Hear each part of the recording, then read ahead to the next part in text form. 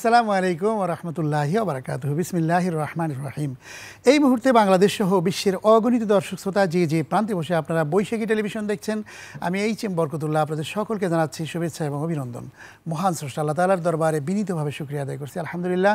বিশ্বনবী জনাবে মুহাম্মদ রাসূলুল্লাহ সাল্লাল্লাহু আলাইহি ওয়াসাল্লামের প্রতি অকৃত্রিম ভালোবাসা এবং তার প্রতি দরুদ এবং সালাম প্রেরণ করেই শুরু করছি আজকের পরিবেশনা। প্রিয় দর্শক, আমরা প্রতি জুমাবারের ন্যায় আজকেও হাজির হয়েছি আপনাদের জীবন ঘনিষ্ঠ এবং জীবন জিজ্ঞাসামূলক প্রশ্নোত্তরের আয়োজন ইসলাম ও সমাধান নিয়ে। আজকে আমাদের মাঝে অতিথি হিসেবে অংশগ্রহণ করেছেন বিশিষ্ট স্কলার, ইসলামিক চিন্তাবিদ, জননন্দিত মুফাসসির কোরআন, ড্যাফোডিল ইন্টারন্যাশনাল ইউনিভার্সিটির সম্মানিত প্রফেসর ডক্টর মাওলানা মোহাম্মদ মুখতার আহমদ। আসসালামু আলাইকুম ওয়া রাহমাতুল্লাহি ওয়া বারাকাতুহু। মোহতারাম, আপনাকে স্বাগত জানাচ্ছি আমাদের আজকের আয়োজনে। আপনাকে অনেক ধন্যবাদ। প্রিয় দর্শক শ্রোতা, টেলিভিশন স্ক্রিনে একটি নাম্বার আছে, সেই নাম্বারে আপনারা টেলিফোন করবেন, মোবাইলেও ইনশাআল্লাহ আপনারা আমাদেরকে পেয়ে যাবেন। আশা করি জীবন ঘনিষ্ঠ যে কোনো প্রশ্ন আপনারা আমাদের আজকের আয়োজন করবেন। আপনাদের প্রশ্নের উত্তর করে ইনশাআল্লাহ মোহতারামের মাধ্যমে আমরা দেওয়ার চেষ্টা করব। আমরা আজকে আলোচনা করতে চাই, যেহেতু আজকের এই সময়টি অত্যন্ত গুরুত্বপূর্ণ একটি সময়, জুমার দিন।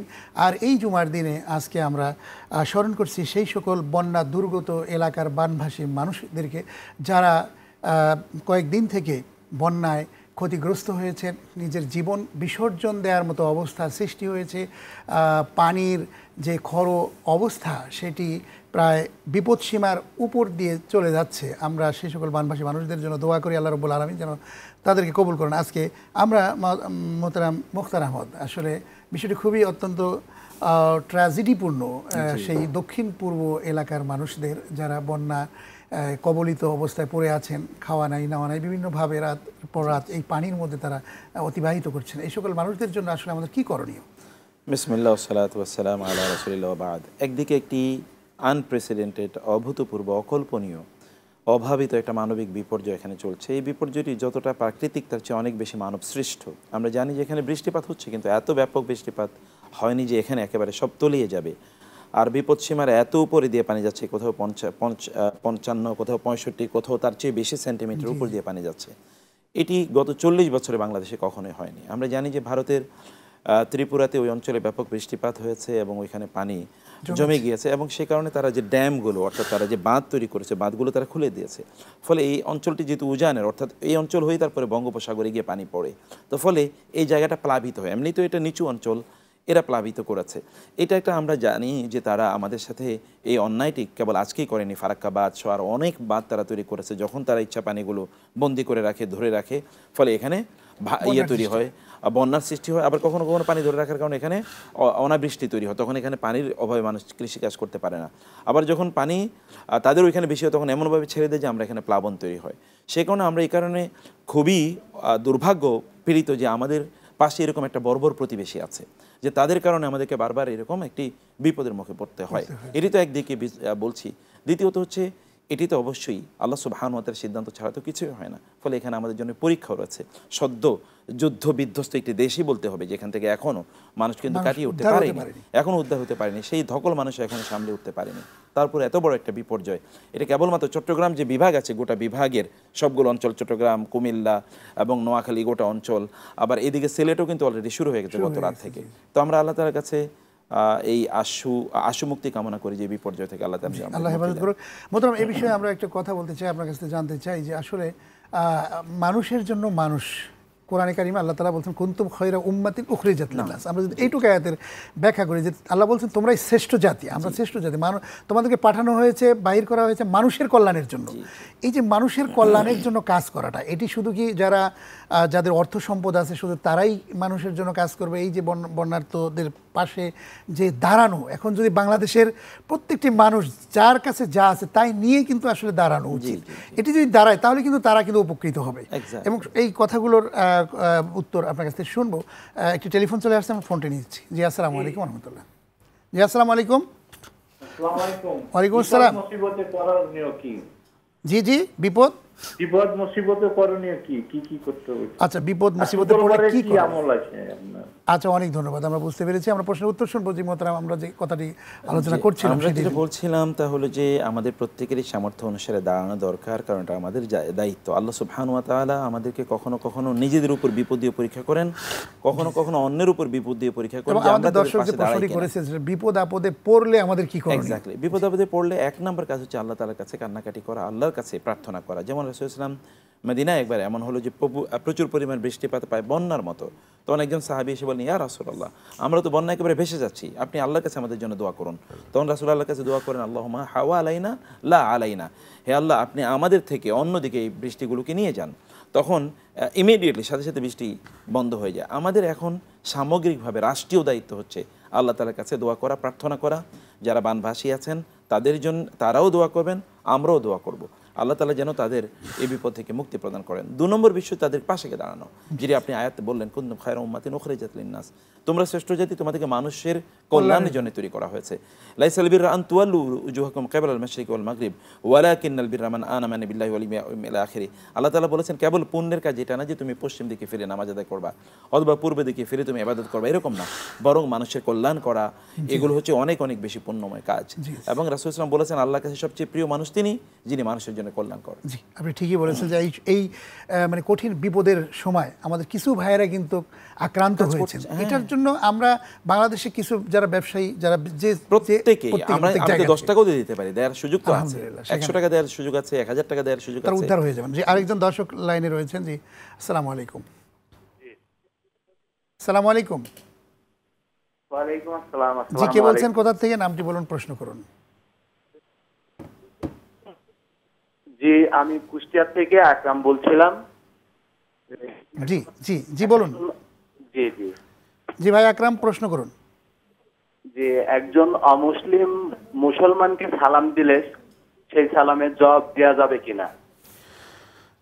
অনেক ধন্যবাদ, অনেক ধন্যবাদ। আসুন আমরা প্রশ্নের উত্তর জানবো, তবে আমাদের আগের ভাই বলেছেন যে জুমার দিনের আমল কি কি, সংক্ষেপে যদি জি, জুমার দিনে তো অনেক আমল আছে, বিশেষ করে সূরাতুল কাহাফ তেলাওয়াত করা, একেবারে ফরজ গোসলের মতো করে গোসল করা, মসজিদে আগে আগে যাওয়া, একেবারে ইমামের কাছাকাছি বসা, সেখানে গিয়ে যতক্ষণ পর্যন্ত তার সম্ভব হয় সালাত আদায় করা, ইমামের খুতবা মনোযোগ দিয়ে শোনা, এবং তারপরে হচ্ছে নামাজ ঠিকমতো আদায় করা, দুরূদ পড়া এই দিন অনেক অনেক বেশি, এবং দোয়া কবুলের দুটো মুহূর্ত আছে এই দিন দোয়া কবুলের। একটা হচ্ছে ইমাম সাহেব তিনি মসজিদে ঢোকার পর থেকে শুরু করে নামাজ শেষ হওয়া পর্যন্ত, আর হলো আসর থেকে মাগরিব পর্যন্ত সময় বেশি বেশি দোয়া করা। ঠিকই বলেছেন, অত্যন্ত সুন্দর কথা। আমাদের আকরাম ভাই তিনি জানতে চেয়েছেন যে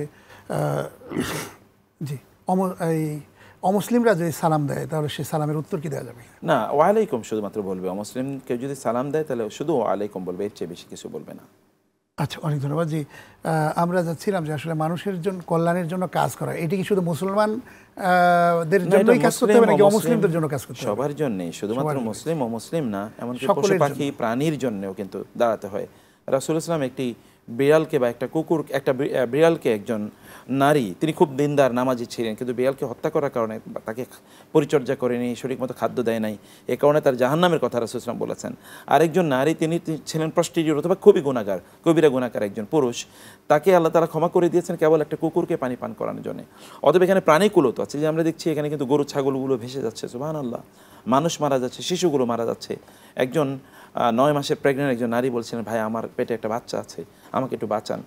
এগুলো দেখলে আসলে আমরা ইমোশনাল হয়ে যাই, যে এটা তো আমাদেরই মানুষ, আমাদেরই ভাই বোন, আমাদের আত্মীয় স্বজন, কোনো না কোনোভাবে আমাদের সাথে রক্তের টান না থাকলে ইমানের টান আছে, আমাদের দেশের টান আছে। এই মানুষগুলোর জন্য আমাদের তাদের পাশে দাঁড়ানো দরকার। এখনই উত্তম সময়, সর্বোত্তম সময়। আর কখন দাঁড়াবো আমরা যদি এখনই না দাঁড়াই? জি জি জি মুহতারাম, আসলে দেশের এই কঠিন ক্রান্তিকালে আসলে সকলের যার যার যে বিপদগ্রস্ত হোক না কেন তার পাশে দাঁড়ানো, এটাই হচ্ছে মুসলমানদের কর্তব্য, এটা হচ্ছে ইমানি দায়িত্ব। এই দায়িত্ব বোধের এই জায়গাটাই কিন্তু রাসূল করিম সাল্লাল্লাহু আলাইহি ওয়াসাল্লাম সৃষ্টি করেছেন। সেটাই রাসূল ইসলামের তো বৈশিষ্ট্য ছিল, তিনি নবী হওয়ার আগেও তিনি কি পরিমাণ পাবলিক ওয়েলফেয়ার, জনকল্যাণমূলক কাজে তিনি সময় ব্যয় করেছেন। খাদিজাতুল কুবরা রাদিয়াল্লাহু তাআলা মক্কার সবচেয়ে বড় ব্যবসায়ী নারী, তার টাকা পয়সা কই আসলে? তার তো রাসূল ইসলামের জন্য তো কোনো অট্টালিকা ছিল না। তাহলে এই যে খাদিজার এত সম্পদ যেগুলো রাসূলের হাতে তিনি তুলে দিলেন, কোথায় এগুলো? সব মানব কল্যাণে তিনি ব্যয় করেছেন। আবু বকর রাদিয়াল্লাহু তাআলা উম্মার শ্রেষ্ঠ মানুষ কেন? রাসূল ইসলামের পরে সবচেয়ে মর্যাদাবান কে? আবু বকর রাদিয়াল্লাহু তাআলা। কারণ কি? কারণ হচ্ছে আবু বকরের সকল সম্পদ তিনি মানুষের কল্যাণে ব্যয় করেছেন। এবং রাসূলুল্লাহ সাল্লাল্লাহু আলাইহি ওয়াসাল্লামের আদর্শ ধরে তার আরেক জামাতা মানে যিনি ওসমান ইবনে আফফান রাদিয়াল্লাহু তাআলা তার সকল সম্পদ তিনি মানুষের জন্য ব্যয় করেছেন। মুসলিমরা যুগ যুগ ধরে আজকে আমরা যে পুঁজিবাদী ওয়ার্ল্ড দেখে মানুষ কি পরিমাণ সম্পদ তারা লুট করে নিচ্ছে, তারা ব্যাংক ডাকাতি করছে, হাজার হাজার কোটি টাকা তারা পাচার করছে, কিন্তু মুসলিমরা কি এরকম কেউ করেছে? তাদের প্রচুর সম্পদ ছিল বটে, কিন্তু কোনো এক সময় দেখা যেত তাদের কোনো সম্পদ নাই, সব তারা দান করে দিয়েছেন মানুষের কল্যাণে, মানব কল্যাণে। এটা একটা পুঁজিবাদী সভ্যতায় আমরা আছি। আমরা সেজন্য বলবো আমাদের দর্শকদেরকে, যারা শুনছেন, যারা পরে শুনবেন, আপনাদের সামর্থ্য অনুসারে করুন please. The best time is awaiting you. কোনো এক সময় আপনিও বিপদে পড়বেন, তখন কিন্তু কেউ আর আপনি এগিয়ে আসবে না। আমরা আলোচনা করতে চাই, এখন বিভিন্ন প্রেক্ষাপট নিয়ে আলোচনা হচ্ছে, আরও শুনবো আপনার কাছ থেকে। একটি বিষয় অত্যন্ত গুরুত্বপূর্ণ, সেটি হচ্ছে যে সংখ্যালঘু এই কথাটি নিয়ে আসলে আমাদের অনেক আলোচনা হচ্ছে, অনেক পর্যালোচনা হচ্ছে, এবং বিশেষ করে দেশের যে পট পরিবর্তন, এই পরিবর্তনের সময় আমরা দেখেছি যে রাজনৈতিক সমস্যাগুলোর সৃষ্টি হওয়ার সাথে সাথে এখানে সংখ্যালঘু ঢুকিয়ে দিয়ে এখানে আরেকটা জিনিস বাংলাদেশের ভাব মর্যাদা এবং ইসলামের ভাব মর্যাদা নষ্ট করবার জন্য একটা শ্রেণী উঠে পড়ে লেগেছে। এবং বিশেষ করে পার্শ্ববর্তী দেশের কিছু কিছু মানে হলুদ মিডিয়া আমি যাদেরকে বলবো, তারা সর্বত্রই তাদের চেষ্টা হচ্ছে যে কীভাবে ইসলামপন্থীদেরকে কালার্ট করা যায়, তাদেরকে কিভাবে মানে সংখ্যালঘুর অত্যাচার নির্যাতনটা অযথাই অপপ্রচার চালানো যায়, সেই দিকে কিন্তু করে যাচ্ছে। আমরা প্রতিনিয়তই এটি দেখছি।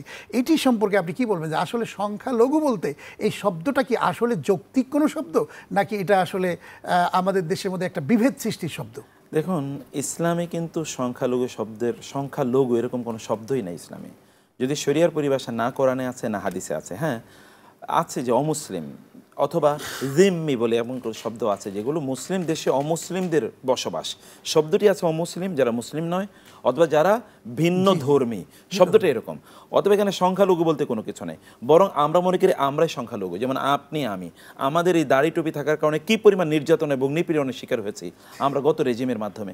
অতএব সংখ্যালঘু তো আসলে কি? সংখ্যালঘু মানে কি? যাদের উপর জুলুম নির্যাতন করা হয়েছে, এরা সমাজটা চালালো প্রায় গত 16 বছর, তারাই চালালো। মানে যাদেরকে সংখ্যালঘু হিসেবে দেখা হয়, তারাই এখানে সব বড় বড় গুরুত্বপূর্ণ দায়িত্ব পালন করেছে, এবং তাদের দাপটে অন্যরা থাকতেই পারে না। এরকম একটা জায়গায় তাহলে সংখ্যালঘু বলতে কি? এটা এক নম্বর কথা। 2 নম্বর কথা হচ্ছে, হ্যাঁ, যদি কোনো একটা জায়গায় মুসলিমরা যদি সংখ্যায় বেশি হয়, তাহলে অমুসলিমরা যদি সংখ্যায় কম হয়, তাইলে মুসলিম সংখ্যা বেশি হোক বা কম হোক, কোনো মুসলিম রাষ্ট্রে যদি অমুসলিমরা বসবাস করে, তাহলে তাদের সেখানে অনেক অধিকার আছে। মানুষ হিসেবে তাদের অধিকার আছে, অথবা অমুসলিম হিসেবে তাদের অধিকার আছে। তাদেরকে বরং মুসলিম হিসেবে তারা যতটুকু তার অধিকার পাওয়ার কথা, অমুসলিম হিসেবে তারা ততটুকু অধিকার পাবে। মুসলিমের এক্সট্রা একটা অধিকার আছে এতটুকু, যে তিনি একটা ইসলামিক শাসনের অধীনে তিনি আছেন, এবং সেখানে তিনি আবার অধিকারের পরিবর্তে তিনি কি আবার এখানে অনেক ধরনের এক্সট্রা ট্যাক্সও তিনি প্রদান করেন। যেমন তিনি জাকাত প্রদান করেন, তিনি সাদাকা প্রদান করেন, তিনি আরো অনেক ধরনের কমপ্লায়েন্স তার আছে। শরিয়া বিরোধী তিনি কোনো কাজ করেন না। যে ইসলামের জাকাতের 8টি খাতের মধ্যে একটি খাত আল মুআল্লাফাতু কুলুবুহুমের অমুসলিমদেরকে জাকাত দেয়া। জি জি, অমুসলিমদের মধ্যে যাদের তারা ভালো মানুষ হবে, তারা দিনের প্রতি অনুপ্রাণিত হবে, এই ধরনের খাত কিন্তু এখানে আল্লাহ তাআলা রেখে দিয়েছেন। পরে আল্লাহ রাব্বুল আলামিন আমাদের জন্য কত দৃষ্টান্ত দিয়েছেন। কারণ এখানে অমুসলিম শব্দটা আসলে সংখ্যালঘু নয়, এটা একটা পলিটিক্যাল ডায়ালগ, এবং এটা উদ্দেশ্য প্রণোদিত একটা শব্দ। আর এই কারণে আমরা দেখি যারা এগুলো ব্যবহার করে, তারাও কিন্তু উদ্দেশ্য প্রণোদিতভাবে তারা এগুলো ব্যবহার করে। আমরা এই শব্দ ব্যবহার একেবারেই করি না, বরং তারাও আমাদের ভাই, তাদের অধিকার আছে, সমানভাবে তারা এখানে বেঁচে থাকার অধিকার আছে, তাদের কোনো সিকিউরিটি রাসূল সাল্লাল্লাহু আলাইহি ওয়াসাল্লাম এরকম পর্যন্ত বলেছেন, মুসলিম দেশে বসবাসকারী কোনো অমুসলিমকে কেউ যদি হত্যা করে বা তার রক্তপাত করে, তাহলে ওই মুসলিম তো জান্নাতে যাবেই না, বরং জান্নাতের গন্ধ পর্যন্ত পাবে না। দেব দেবীদের তারা যে পূজা করে, সেগুলোকে কোনো গালিগালাজ করা, কোনো ধরনের আঘাত করা ইসলামে নিষিদ্ধ। জি জি, একেবারে। এমনকি তাদের আঘাত তো বহু পরের কথা, এমনকি তাদের নামে খারাপ কোনো কথা বলতে আল্লাহ তাআলা নিষেধ করেছেন যে তোমরা বলবে না, কারণ তাইলে তারাও তোমাদের রবকে তারা অন্যায়ভাবে তারা গালিগালাজ করবে। বরং কি করতে হবে? উদউ ইলা সাবিলি রাব্বিকা বিল হিকমা ওয়াল মাউইযাতিল হাসানা ওয়াজাদিহুম বিল্লাতি হিয়া আহসান। তাদের সাথে বিতর্ক করা যাবে না, বিতর্ক করতে হলে উত্তমভাবে করতে হবে। এতটুকু ইসলামের দিক নির্দেশ। জি, আদর্শ প্রচার করতে হবে সুন্দর করে, আমরা সেটি করব ইনশাআল্লাহ। আরেকজন দর্শক লাইনে রয়েছেন। জি, আসসালামু আলাইকুম। জি, কে বলছেন, কোথা থেকে? নামটি বলুন, প্রশ্ন করুন। আসসালামু আলাইকুম, আমি মাসুম, কুমিল্লা ধর্মপুর থেকে। অনেক ধন্যবাদ ভাই, প্রশ্ন করুন। হুজুর, আমার দুটি প্রশ্ন। প্রথম প্রশ্ন হলো যে বিতের নামাজে আমরা হানাফিদের তৃতীয় রাকাতে যে বিতির নামাজ উল্টা তাকবীর দিতে ভুলে গেলে কি করণীয়? হানাফি মাযহাব অনুযায়ী বলবেন। আর দ্বিতীয় প্রশ্ন হলো যে দলিল আসমানি কিতাব আল কোরআন দলিল দলিল সূরা কাহাফ আয়াত নম্বর 17 অধ্যায় 18 ইয়াতে কোরআন বলতেছে আল্লাহ যাকে পথভ্রষ্ট করে আপনি আল্লাহ ছাড়া তার জন্য কোনো হেদায়েতকারী পাবেন না। ওয়ালি মিয়া মুর্শিদা কোরআনে কি পীর মুর্শিদ ধরার কথা বলা হয়েছে কি না? কোন এক আলেম বলেছেন পীর মুর্শিদ ধরতে হবে, এই সম্পর্কে বলবেন কোরআন কি বলতেছে? অনেক ধন্যবাদ, আমরা বুঝতে পেরেছি আপনি কোরআন আয়াত দিয়ে প্রশ্ন করেছেন, আপনাকে মোবারকবাদ। জি মোহতারাম, আমরা ওই দর্শকের প্রশ্নের উত্তরে আমরা আগে চলে যাই যে বেতের নামাজে তৃতীয় তাকবীরে যে তাকবীর দেওয়া হয় সেক্ষেত্রে না, এটা হানাফি মাযহাব অনুসারে ভিতরে নামাজে তৃতীয় রাকাতে গিয়ে উল্টা তাকবীর দেওয়া বা তাকবীর দেওয়া এটি ওয়াজিব। ফলে কেউ যদি এটি ভুল করেন তাহলে তিনি সাহু সিজদা দিয়ে দেবেন, তাহলে তার নামাজ হয়ে যাবে। এটা হানাফি মাযহাবের অনুসারে। অন্যান্যদের মতে কোনো কিছুই দেওয়া লাগবে না, তার নামাজ হয়ে যাবে, কারণ তাদের মতে এটা সুন্নাহ। জি, এবং বেতের নামাজ পড়াটাও আমি অন্যান্য মাযহাবের কথা বলছি, যেহেতু আমাদের দেশের মধ্যে রয়েছে যে বেতের নামাজ না পড়লেও চলবে, এরকম কি কোনো কিছু? না, এটা না পড়লে চলবে, গুনাহ হবে না অন্যান্য মাযহাব অনুসারে। এই কারণে যে সেটা হলো আপনার সুন্নাহ, অন্যদের মতো এটা সুন্নাহ, শুধুমাত্র হানাফি মাযহাব ওয়াজিব। 2 নম্বর হচ্ছে, কিন্তু রাসূল ইসলাম অন্যরা যদি বলেনও যে এটি সুন্নাহ, না পড়লে গুনাহ হবে না, কিন্তু তারা এই কথার সাথে সাথে বলেন রাসূল ইসলাম কখনোই ভিতরের নামাজ মানে ছাড়েন নাই, না সফরে না মুকিম অবস্থায়। ফলে সর্বাবস্থায় তিনি ভিতরের নামাজ আদায় করতেন, ফলে এটা আদায় করতে হবে, এরকম একটা বাধ্যবাধকতা তারা বলে থাকেন। জি, সূরা কাহাফের 17 নম্বর আয়াত দিয়ে উদাহরণ দিয়ে আমাদের দর্শক যে ওলিয়া মুর্শিদা, সূরা কাহাফের মধ্যে যে লাস্ট আয়াতের যে অংশটি, এটা দিয়ে কি আসলে কোনো ওলি মুর্শিদ পীর তাদের ধরার ব্যাপারে কোনো নির্দিষ্ট কোনো স্পেসিফিক কোনো কিছু বলা আছে? মূল আয়াতটা হলো ওয়ামাই ইউদ্লিলিল্লাহু ফালান তাজিদা লাহু ওয়ালিয়্যান মুরশিদা। কথা ঠিক যে আল্লাহ যাকে হেদায়েত করবেন তাকে হেদায়েত দানকারী হিসেবে আপনি কাউকে পাবেন না। আয়াতটা তো নেগেটিভ অর্থে এসছে, তাহলে যেই লোকেরা এটাকে বলে যেটা ওলি মুর্শিদের কথা বলে, তারা কিভাবে, তারা তো তাহলে নেগেটিভ জিনিসটাকে তারা পজিটিভ বানালো, মানে কোরআনের পুরোপূর্ণভাবে একটা বিকৃতি। বরং এখানে না বুঝে এই আয়াতটাকে তুলে ধরেছেন কিনা, বা এই বরং কোরআনে তো আল্লাহ তাআলা বলেছেন এটার গুরুত্বটা কতটুকু, এটা যদি কোরআনে আল্লাহ তাআলা তো আউলিয়া ও শয়তানের ওলির কথা বলেছেন। তাহলে ওলি বলতে কি শয়তানের ওলি? মানে অর্থটা নেগেটিভ অর্থে তারা এসে কোরআনে, কিন্তু তারা এটাকে পজিটিভ অর্থে তারা নিচ্ছেন, এটা একটা ভুল আছে তাদের। 2 নম্বর বিষয় হচ্ছে যে আল্লাহ যদি হেদায়েত না দেন, তাহলে কারো কি আসলে হেদায়েত দেওয়ার কোনো ক্ষমতা আছে, বা পথ দেখানোর কোনো ক্ষমতা আছে? পথ দেখানোর কোনো ক্ষমতা নাই। এখানে আপনিও সেই করতে, আপনিও কিন্তু মুর্শিদ, মানে মুর্শিদ মানে ওই অর্থে যে আপনিও পথ দেখানো। আরশাদে ইউরশিদ মানে কি? মানে কাউকে পথ দেখানো। অতএব পথ দেখানোর মতো কেউ পাবে না, কাউকে পাবে না, কারণ আল্লাহ সুবহানাহু ওয়া তাআলা তো ব্যক্তির জন্য জাহান্নাম নির্ধারণ করে রেখেছেন। তাহলে তার জন্য আপনি পথ দেখানো মানুষ কোত্থেকে পাবেন? মূল বক্তব্যটা হলো এরকম। বরং আমাদের যেটা দায়িত্ব তা হলো যে আমরা কোরআন এবং সুন্নাহ মানা, আল্লাহ আমাদের একমাত্র মুর্শিদ এবং আল্লাহর রাসূল কি আমাদের একমাত্র মুর্শিদ। হয়তো প্রশ্নটা এরকম যে আমাদের দেশে যে পীর আউলিয়া ওলি বিভিন্ন রকম দেশে কিন্তু এখনো পর্যন্ত আছে, এবং এর মধ্যে সহি তরিকারও পীর সাহেবরা আছেন যারা দিনের পথে মানুষদেরকে আহ্বান করেন, এবং যুগে যুগে অনেক, যেমন শাহজালাল রহমতুল্লাহ আলাইহি, শাহপরান রহমতুল্লাহ আলাইহি দিন প্রচার করেছেন, আমাদের দেশের লোকেরা ওনাদেরকে পীর বানিয়ে নিয়েছে। এই জিনিসটি কি আমরা যদি আপনার কাছে ব্যাখ্যা চাচ্ছি? এক্স্যাক্টলি, প্রথমত হচ্ছে যে পীর মুর্শিদি এটি এক ধরনের, এখন আমাদের এই দেশে এটি এমন একটা অবস্থা হয়ে গেছে যেখানে শিরক, বেদাত এবং কুফরের আখড়াখানায় পরিণত হয়েছে। কিন্তু যারা আমাদের এই অঞ্চলে দিন প্রচার করার জন্য এসেছেন তাদেরকে বলা হতো সুফি। এই সুফিরা মূলত, সুফিদের কাজ কী ছিল? সুফিরা মূলত আজ-জাহিদু ফিদ দুনিয়া, অর্থাৎ তারা দুনিয়া বিরোগ ছিল। অন্যান্য যেমন রাষ্ট্র পরিচালনা করতেন, ব্যবসা বাণিজ্য করতেন, চাকরি বাকরি করতেন, সুফিরা এটা করতো না। সুফিরা কী করতো? কেবল ইবাদত করতো, এবং তারা যা পেত তারা খেত, আর তারা দাওয়াতি কাজ করতো। এই অর্থে তাদেরকে সুফি বলা হয়। আমাদের শাহজালাল রহমাহুমুল্লাহ এরা মূলত এই কাজ করেছেন। তারা সম্ভ্রান্ত বংশের লোক ছিলেন, এবং তারা আরব থেকে হিজরত করে এসেছেন। হিজরত কিন্তু সাধারণ মানুষের পক্ষে করা সম্ভব না। তারা ধনী পরিবার হলেই কেবলমাত্র আসা সম্ভব, যে আমার পরিবার আমি না থাকলেও তাদের কোনো সমস্যা হবে না, এই অর্থে তারা এসেছেন। এখন আমরা যাদেরকে সুফি অথবা পীর বা যেটা আমরা দেখি, এটা তো এক ধরনের ব্যবসা। এরা কেবলমাত্র লোকেরা তাদের কাছে যায় এবং তারা তাদেরকে টাকা পয়সা দেয়, এর বাইরে কোনো কিছু না। অন্যান্যরা কি এরকম টাকা পয়সার মালিক ছিলেন? শাহজালালের কয়টা বাড়ি ছিল, বা তার কতটুকু তিনি সম্পদের অধিকারী ছিলেন, বা তিনি মানুষের কাছ থেকে কতটুকু সম্পদ নিয়েছেন? এগুলো তো কোনো কিছুই না। ইসলামকে জানার জন্য বা ইসলাম বোঝার জন্য বা ইসলামিক ওয়ে তৈরির জন্য, অথবা ইসলামিক যে সংগঠিত তাসিমু বিহাবলিল্লাহি জামিআন ওয়ালা তাফাররাকু, যে তোমরা সংঘবদ্ধ হয়ে আল্লাহর রজ্জুকে ধারণ করে পরস্পর বিচ্ছিন্ন হয়ে না, এই যে ক্রাইটেরিয়া এবং নবী করিম সাল্লাল্লাহু আলাইহি ওয়াসাল্লামের সিস্টেমটা কী ছিল, যে সাধারণ মানুষ কীভাবে ইসলামে আসবে এবং সে কীভাবে চিন্তা করবে যে আমি ইসলামে সঠিকভাবে থাকতে চাই, চলতে চাই, কোন পথটা জরুরি? না, এক নম্বর তো হচ্ছে রাসূল সাল্লাল্লাহু আলাইহি ওয়াসাল্লাম দাওয়াত দিতেন মানুষকে, ব্যাস। তিনি বলতেন দিনের কথা, দিনকে তিনি বুঝাতেন, সাহাবায়ে কেরামরা এই দাওয়াত দিতেন, এবং তার আখলাক ছিল, মানুষ তার কাছে এসে কথা বলতেন, তার চরিত্র দেখে অনুপ্রাণিত হতেন, মুগ্ধ হতেন, এবং তার ইসলামে দীক্ষিত হতেন। ইসলামে দীক্ষিত হওয়ার পর রাসূল সাল্লাল্লাহু আলাইহি ওয়াসাল্লাম তাদেরকে কোরআন শেখাতেন। আগে দিনের আল্লাহর ব্যাপারে জানাতেন, রাসূলের ব্যাপারে জানাতেন, কোরআন শেখাতেন, কারণ নামাজ পড়তে হবে, এতটুকুই কাজ। এরপরে তাদেরকে তিনি মৌলিক বিষয়গুলো জানিয়ে তাদেরকে তিনি ছেড়ে দিতেন। এর বাইরে আর কোনো মৌলিক, মানে আমরা এখন যত কিছু দেখতে পাই, যে এখানে তার হাতে গিয়ে মানে তার শিষ্য হতে হবে, বায়াত হতে হবে, তার কাছে থাকতে হবে, তাকে টাকা পয়সা দিতে হবে, এরকম কোনো বিষয় ছিল না। হ্যাঁ, রাসূলের হাতে বায়াত নেওয়া এটি মানুষের জন্য ফরজ ছিল, এই কারণে কারণ তার হাতে বায়াত নিয়ে তাদেরকে ইসলাম গ্রহণ করতে হতো। তিনি একাধারে তিনি ছিলেন রাষ্ট্রপ্রধান, এই অর্থে তিনি বায়াত নিতেন, আবার তিনি আল্লাহর নবী ছিলেন, এই অর্থে তিনি বায়াত নিতেন। কিন্তু আমাদের এখন যে প্রচলিত আমরা পিসাবদের দেখতে পাই, এটি তো আসলে না রাসূলের যুগে কেউ করেছেন, অন্য কেউ কোনো সাহাবী করেছেন, না পরবর্তীতে খলিফাদের বাইরে কেউ কোনোদিন বায়াত নিয়েছেন, এরকম কোনো একেবারে সিস্টেম বা এরকম কোনো প্রমাণই নেই। তাহলে এই জাতীয় বায়াতের যে সিস্টেম, এটাও শরিয়া সম্মত একেবারেই না। জি, আপনি ঠিকই বলেছেন যে মোহতারাম, যে আসলে আমাদের সব মিলিয়ে যে ইসলামের সঠিক জিনিসটা আমাদেরকে আসলে বুঝতে হবে এবং ইসলামের স্পিডটা কি, এবং একটা ক্রাইটেরিয়া আছে, আল্লাহ তাআলাই সেটা বলে দিয়েছেন যে মা আতাকুমুর রাসূলু ফাখুযুহু ওয়া মা নাহাকুম আনহু ফান্তাহু, যে রাসূল তোমাদেরকে যা দিয়েছেন তা তোমরা গ্রহণ করো এবং যা থেকে তিনি নিষেধ করেছেন তা থেকে বিরত থাকো। এই দুটো জিনিসই কিন্তু মানদণ্ড। এটার মানদণ্ডের আলোকে আসলে আমরা যারা সাধারণ মানুষ তারা কিভাবে বর্তমান সময়ে ইসলামের সঠিক ওয়েতে আমরা পরিচালিত হতে, আমাদেরকে তো জ্ঞান অর্জন করতেই হবে। আমাদের দুর্ভাগ্য হলো যে আমরা মনে করছি আলেমদের কাজ হলো জ্ঞান অর্জন করা, আমরা শুধুমাত্র ব্যবসা বাণিজ্য, চাকরি বাকরি, খাওয়া দাওয়া, ফুর্তি করো, সিনেমা, নাটক ইত্যাদি নিয়ে ব্যস্ত থাকবো।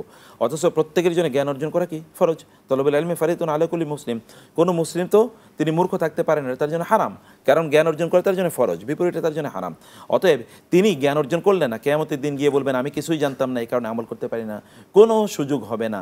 আল্লাহ কি বলবেন না তুমি কি দুনিয়ার জ্ঞান অর্জন করনি, তুমি কি দুনিয়া চালানোর জন্য সকল পণ্ডিতই অর্জন করনি, সেই ক্ষেত্রে তোমার পাণ্ডিত্য ছিল, কেবল দিনের ক্ষেত্রে তুমি চোখ বন্ধ করে রেখেছো, এরকম।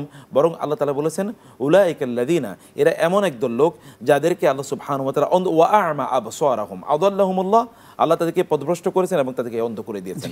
এরা আসলে অন্ধের মতো করে তারা। অনেক ধন্যবাদ। যে আসলে বর্তমান সময়ে এমন একটা সময় চলছে, নতুন সরকার আমাদের দেশ পরিচালনা করছেন এবং তারা দায়িত্ব নিয়েছেন। একটি কঠিন সময় অতিবাহিত হয়েছিল যখন মানুষেরা কথা বলার স্বাধীনতা হারিয়ে ফেলেছিল, বলা যায় যে দ্বিতীয় স্বাধীনতা পেয়েছে মানুষ, এমন একটি প্রেক্ষাপট তৈরি হয়েছে। এই প্রেক্ষাপটে আমাদের কি করণীয়, আমরা আসলে এই সরকারকে এবং আমরা নিজেরা কিভাবে চলতে পারি এবং কিভাবে সাপোর্ট? না, এক নম্বর কথা হলো যে মানুষ তো 16 বছর পর্যন্ত তারা নিপীড়িত ছিল, নির্যাতিত ছিল, সবাই, অল্প কিছু লোক ছাড়া, আর প্রত্যেকেই তারা কোনো না কোনোভাবে তারা নিপীড়িত ছিল। যেমন ধরুন এখন 19 লক্ষ কোটি টাকা ঋণী আমরা, 17 লক্ষ কোটি টাকা পাচার হয়েছে, তার মানে সমলে প্রায় 40 লক্ষ কোটি টাকার নিচে আছে বাংলাদেশ।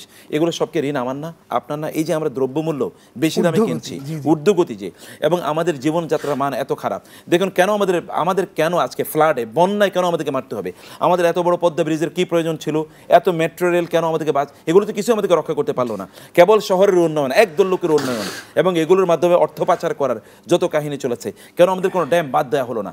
এগুলোকে নিয়ন্ত্রণ করার জন্য ওরা ফারাক্কাবাদ দিয়েছে, একটা ফারাক্কাবাদ তৈরি করতে হলে 150-200 কোটি টাকা লাগে, আর এখানে হাজার হাজার কোটি টাকা দিয়ে এগুলো তৈরি করা হচ্ছে। এগুলো মূল উদ্দেশ্য ছিল এর মাধ্যমে মূলত সম্পদ লুট করা, ধ্বংস করা, এবং সেই অবস্থায় আমরা আছি। ফলে এরকম একটা নির্যাতন থেকে, যেহেতু আমরা বলেছি সামগ্রিকভাবে আমরা নির্যাতনের মুখে ছিলাম, যেহেতু আমরা বেঁচেছি, অতএব এখন আমাদের প্রত্যেকের উচিত হলো দেশটাকে একসাথে রক্ষা করা। এবং মাঝে আসলে দুটো জিনিস একবারই হারিয়েছিল, এটা সরকার থেকে শুরু করেই আমাদের এই পর্যায়ে, অ্যাকাউন্টেবিলিটি অ্যান্ড ট্রান্সপারেন্সি, স্বচ্ছতা এবং জবাবদিহিতা একেবারে ধ্বংস হয়ে গিয়েছিল এবং ধ্বংস করেছিল দেশটাকে। সেই জায়গা থেকে আমরা কিন্তু উত্তরণের জন্য চেষ্টা করতে হলে একটু সময় লাগবে, আমাদেরকে ধৈর্য ধারণ করতে হবে। আপনাকে অনেক ধন্যবাদ, অত্যন্ত চমৎকারভাবে আপনি আমাদের আজকের আয়োজনে কথা বলেছেন, বক্তব্য দিয়েছেন, প্রশ্নের উত্তর দিয়েছেন। বৈশাখী টিভির স্টুডিও থেকে আপনাকে অনেক ধন্যবাদ। আল্লাহ তাআলা অনেক সম্মান দান করুন। প্রিয় দর্শক শ্রোতা, আমরা এতক্ষণ ডক্টর মুখতার আহমদের কাছ থেকে আমরা জানলাম যে আসলে আমাদের জীবন কিভাবে কাটাতে হবে, চলতে হবে, এবং এই বর্তমান সময়টাকে আমাদেরকে গ্রহণ করতে হবে, সেই বিষয়গুলো কিন্তু আমরা জানার চেষ্টা করেছি বিভিন্নভাবে। এই বিষয়গুলোর মাধ্যমে আমরা একথায় স্পষ্টভাবে প্রতীয়মান হয় যে আসলে আমাদের জীবনটা খুবই ছোট্ট, আমাদেরকে একদিন পরকালীন জীবনে চলে যেতে হবে, যে জীবনের শুরু আছে শেষ নেই। আগামীকাল পূর্ব দিগন্ত থেকে সূর্য উদয় হওয়া যেমন সত্য কথা, মৃত্যু এর চাইতেও সত্য কথা। আমাদের সেই মৃত্যুর দিকে আমাদেরকে ধাবিত হতে হবে। সুতরাং আসুন এই দুনিয়ার জীবনের এই সংক্ষিপ্ত সময়ে আমরা দুর্নীতি, অনিয়ম, বিশৃঙ্খলা এইগুলো পরিহার করে আমরা সুন্দর শাশ্বত ইসলামের নিয়মনীতি অনুযায়ী আমরা আমাদের জীবনকে পরিচালনা করার চেষ্টা করি। তাহলেই আমরা সুন্দর হব, তাহলে দেশ সুন্দর হবে, আমরা সবাই ভালো থাকতে পারবো। সকলকে এই উদাত্ত আহ্বান জানিয়ে আজকের মতো অনুষ্ঠান শেষ করছি। আগামী অনুষ্ঠান দেখার আমন্ত্রণ জানাচ্ছি। আপনারা সবাই ভালো থাকুন, সুস্থ থাকুন। আল্লাহ হাফেজ। আসসালামু আলাইকুম ওয়া রাহমাতুল্লাহি ওয়া বারাকাতুহু।